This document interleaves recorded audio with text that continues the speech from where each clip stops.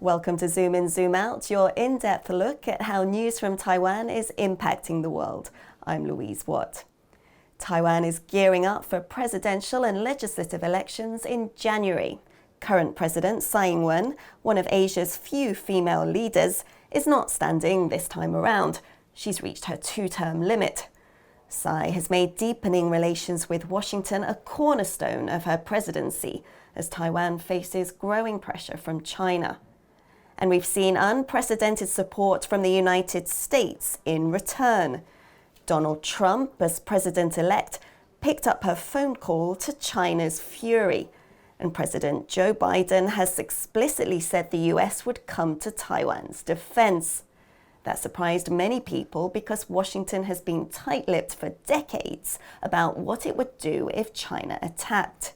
Now, as Tsai's presidency draws to a close, the de facto US embassy in Taiwan says it's expanding, both the staff and the site. Does this mean American support for Taiwan is only going to grow even under her successor? Earlier, I spoke to Maggie Lewis, professor of law at Seton Hall University in New Jersey, who focuses on Taiwan and China.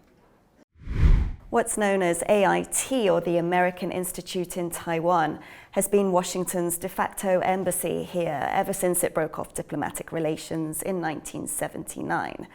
Could you explain the legal limits of U.S. Taiwan relations?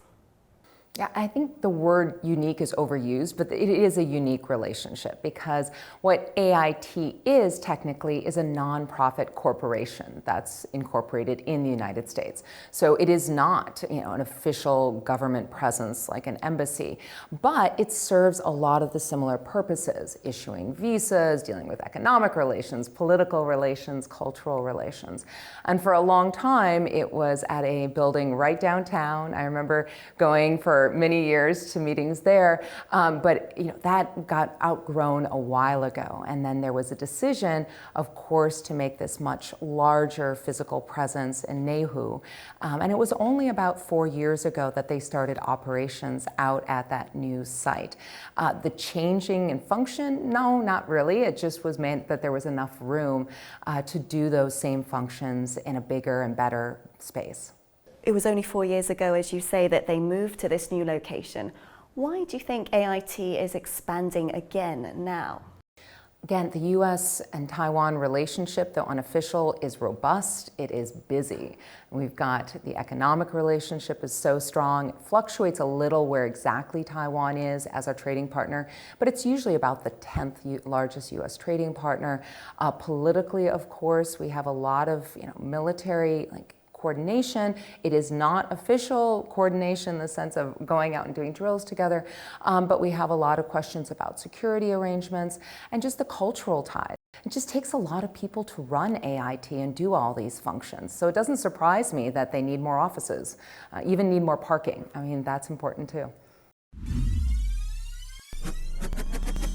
Now, while the US is expanding its presence in Taiwan, in the background, we have China's growing assertiveness. In recent years, China has been increasing military and diplomatic pressure on Taiwan.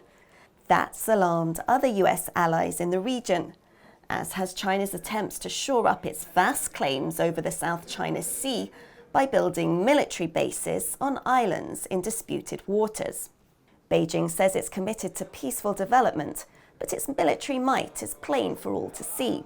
Let's hear what Maggie Lewis has to say about it. You've been on a US think tank task force that's been looking at how should Washington respond to a more assertive China. One of the recommendations from the report is that Washington should explain to the American people why Taiwan matters and why they should care about its fate. Why should they care? For years when I would come to Taiwan, people, they would get confused sometimes where I was going, where even was Taiwan in the map. And I've seen a massive change just in consciousness in the U.S. about where Taiwan fits into being an important partner of the U.S. economically and, as well as its position as for security interests. But then also we're seeing that people are realizing that, that semiconductors are important. When I would say TSMC, even a few years ago in the US, a lot of people would have no idea what I was talking about. And now we have, big conversations in the US about TSMC building more of a presence in Arizona. And so I think too that there's this sense that people in the US are starting to see more the economic ties are important. And then also values. I mean, Taiwan it's an overused word, but it is a vibrant democracy.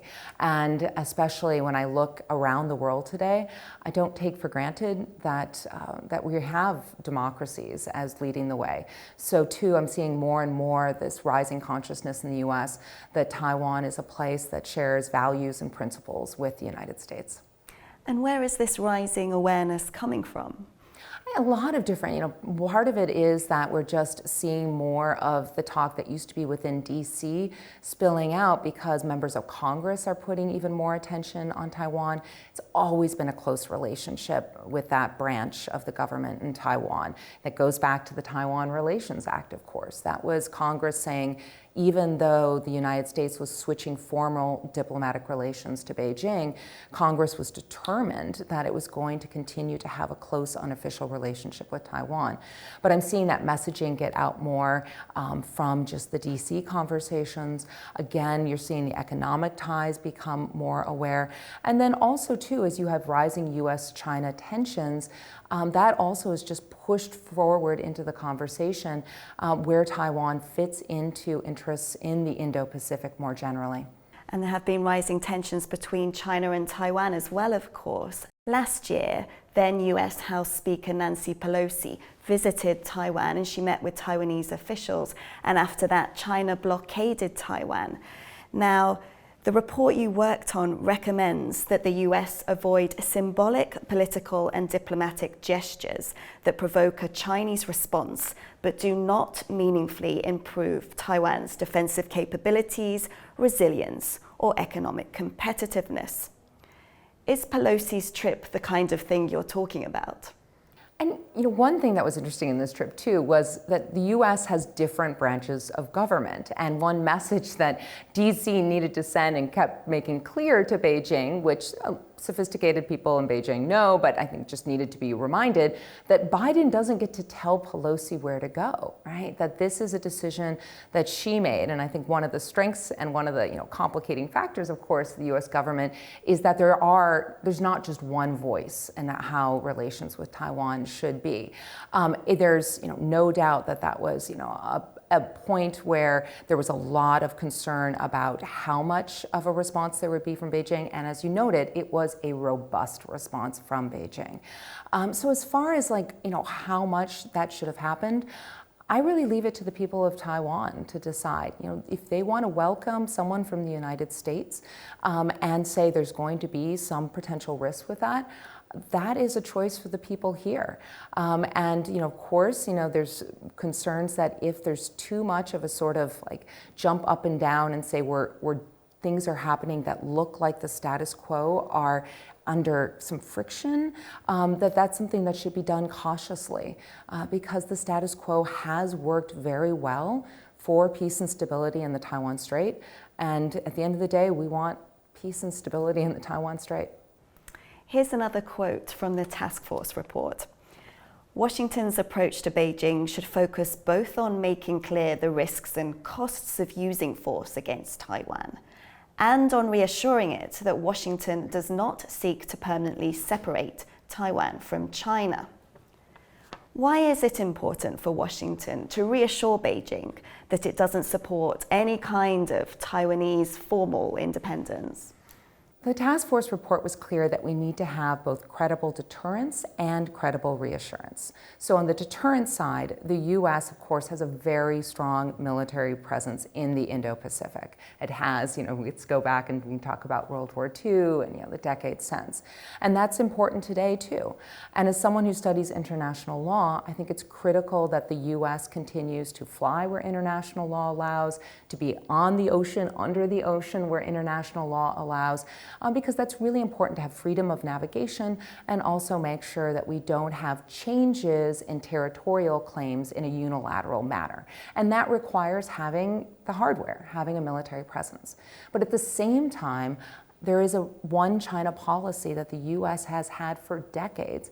And I think that reassurance to say clearly and repeatedly to Beijing that the one China policy has not changed is very important. And a key part of that is the U.S. acknowledges, it does not recognize, it does not endorse China's position, Beijing's position about the status of Taiwan. The U.S. does not take a position on what the ultimate endgame, the outcome of cross-strait relations should be. And saying that is just repeating policy that's been in place for decades. The policy, the US policy, where it doesn't take any position over who has sovereignty over Taiwan. As you say, I mean, that's been around since the 70s or 80s, but times have changed since then, and especially Taiwan has changed. It's very clear, it's gone from an authoritarian regime to now a democracy. Is it time for a change in US policy as well? The U.S. has never said that it would come to the defense of Taiwan like we would with a treaty ally. There remains that ambiguity there. But I think at this point, when we look at, should there be a change in the U.S. position, I believe in self-determination. What happens to Taiwan is for the people of Taiwan to determine. And that's exactly why there's an election coming up to decide who is the person that's going to lead Taiwan into the future. When I first came to Taiwan, it was actually to study some of the laws that were vestiges of the martial law passed. And it was really just amazing to see this process of leaving behind things like secret witness systems and ways that people could be locked up for years without criminal protections that you would find in a criminal procedure law. It's stunning how much Taiwan has changed. And it's up to the people here to keep deciding how it will change. If I could vote in Taiwan, I think I probably would have voted to lower the voting age. I think that 18 makes sense to me, but that's not my choice. And so I think what's most important for the U.S. is that Taiwan continues to be able to, free of coercion, to be able to decide its future. And I am looking forward to coming back for the election in January because it's always a chance to see that process playing out. Well, the US doesn't explicitly state whether it would come to Taiwan's defense in the event of an attack from China. But of course, we've seen President Biden on more than one occasion now saying, yes, the US would. Has this shifted the goalposts at all? Yeah, and we're always saying, where are those goalposts and might they shift again? And of course, the U.S. has its own election not too far away. We're looking to November 24, and at this point, we don't know who the Republican candidate would be. And so there's big question marks about what might change in the U.S. politics. And U.S. politics are complicated too when we look at, for example, the U.S. has had great support for Ukraine and poured in so much. But to what extent does the U.S. public have the resolve to continue to have that level of material support for Ukraine for 6 months or a year or longer? So I think there's a lot of questions that are hard to look into the crystal ball and project too much. But we have very strong support for Taiwan in the U.S. right now. As far as, there's limited polling, but the polling suggests that people feel very warmly, U.S. audiences towards Taiwan, and support having military support for Taiwan. But I think it's so hard to know exactly how a crisis would play out. But I think there's no doubt that Beijing has kind of priced in that there would likely be very strong U.S. support should there be a unilateral change in the status quo by Beijing. Maggie Lewis, thank you for talking to Zoom In, Zoom Out. Thanks. That was law professor Maggie Lewis, and this has been Zoom In, Zoom Out. For more TaiwanPlus programs, follow us on Twitter and Facebook. Thank you for joining us, and we'll see you next time.